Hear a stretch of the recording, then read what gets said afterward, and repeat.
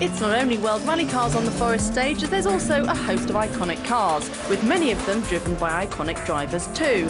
And when I had an opportunity to talk and drive with rally legend Stig Blomqvist, I didn't need to be asked twice. Stig Blomqvist, I don't know where to start. You are a rally legend and so is the Audi. What's it like being here at Goodwood, reunited with the car? It's a fantastic feeling to be back and drive this car again after so long. And the show here is fantastic. So it's amazing how they can get it together every year. Now, this car really rewrote the history books in terms of rallying, didn't it?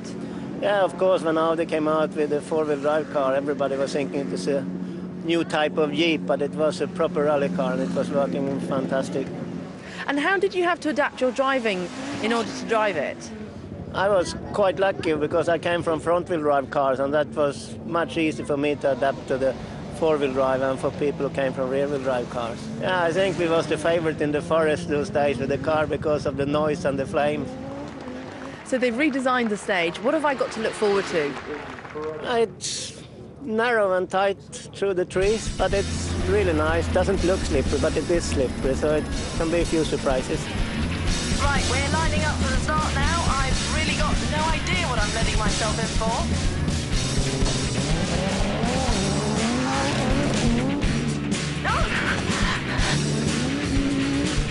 Stig says we're going too close to the trees. Oh, it's amazing actually watching him left foot brake. How does he do that? There's a danger sign ahead. His car control is just brilliant. It's amazing. A car that's so old. Just how fast it really is. I've just realised that we haven't done the jump yet. Or the jump, I should say. I think it's just around this corner. Oh.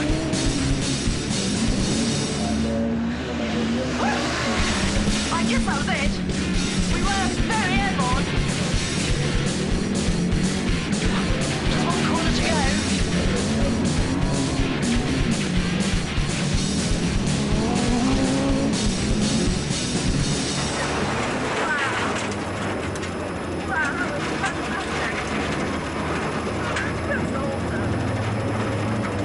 We'll let Amanda catch her breath and be back soon with Lewis Hamilton putting on a show for his thousands of fans. Lewis won't be the quickest today, though. That honour will be fought for by classic Formula One, hill climb and sports cars. And we'll see who is the overall winner after the break.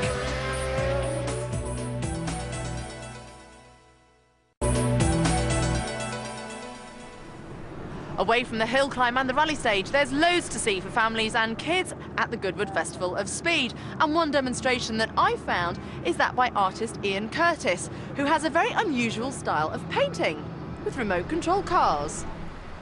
I've always used cars within my artwork, and this is a fairly new development of what I'm doing, is creating Goodwood-related images using radio control cars. Each car's got different tyres, different speeds, different turning circles, so that's why I've got so many.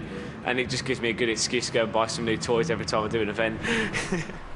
Outside, the bikers and skaters were demonstrating their own performance skills. Before you try a trick, you always want to see where you're going to land, because obviously you don't want to do it blind. Right on, jump on it and just throw my arms and my weight over my back, hopefully land on my feet after doing a somersault. So there's great distractions for the kids, but remember, many of them have come to the Festival of Speed with their families simply to get a glimpse of their modern-day hero, Lewis Hamilton. And seeing him in person and driving the McLaren is a treat that Goodwood can provide.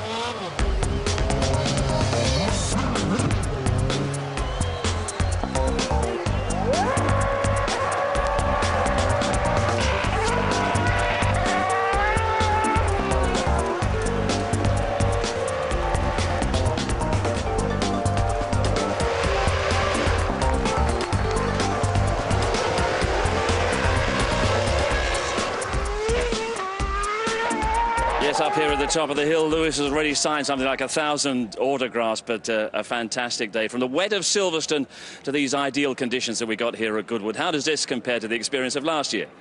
It's much better this year. As you remember last year it was pouring down with rain, and even though all the fans, they still stood out in the rain for hours and hours and enjoyed their weekend. But I think it's great. I flew over this morning, and the weather's much better here than it is where I came from, so I'm really happy to be here, to come here and have another weekend of seeing so many fans, and the support is so much appreciated. So and here as well, I have all my family here as well, so I feel at home. Did you realise that you were quite so popular among the biking fraternity for a start? I didn't. I hoping I could swap my car for someone's bike and hopefully get out there. Yeah, I was going to ask, if you had the opportunity to be completely low profile here for the rest of the afternoon, what would you love to come up this hill in?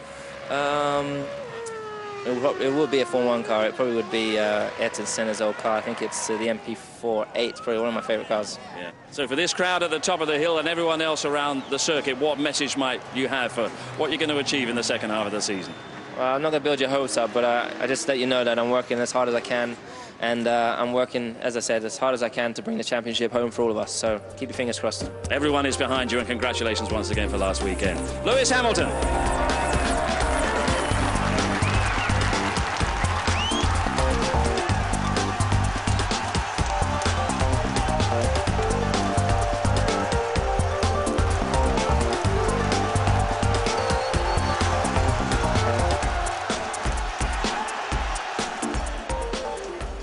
Nick Heidfeld in a McLaren Mercedes was fastest up this Goodwood hill, a time of 41.6 seconds, set back in 1999.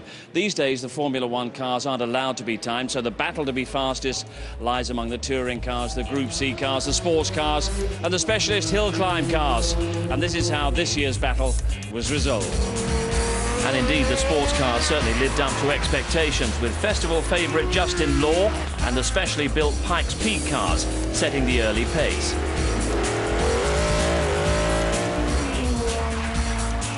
But then came a host of single-seater Formula 1 cars, all going under 50 seconds. Klaas Voort in a Ferrari 412 and Gary Ward in a Lotus 95 were fast, but once again Anthony Reid was quickest of the bunch in a Williams Cosworth 07.